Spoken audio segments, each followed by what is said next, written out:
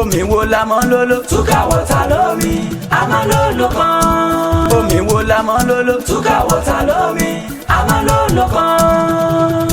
ayé wa gbọ́ o the ultimate knowledge academy ló tún gbé tuntun kàǹsàgbà sínú ọgbà ilé ẹ̀kọ́ wọn kí tún ni o Tuka omi amọ́lóló Tuka omi asaralóore Tuka omi tí ò lẹ́gbẹ́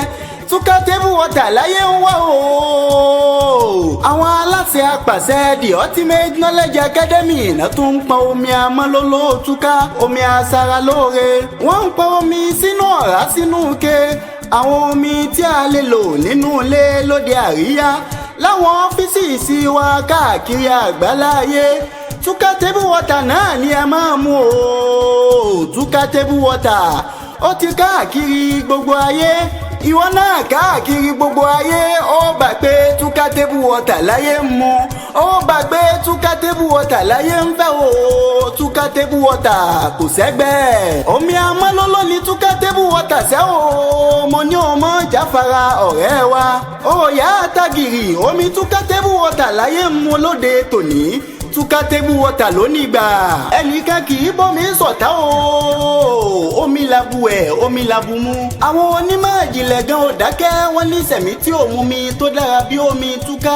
ìrìn létí bèbè kú ìsòwòyà majesty ọládọ̀sù bàbá náà dà ló ń tẹ̀ wọ́n lómi Tuka ni ẹ máa mu pọfẹsọ múráìnà wọ́n lómi Tuka ni ẹ mu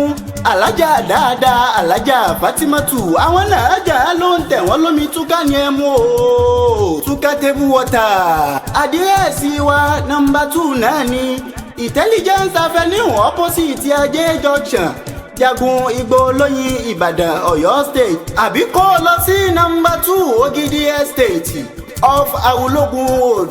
igbó olóyin ìbàdàn ọ̀yọ́ state gba nọ́mbà yìí o 080 34 57 20 48.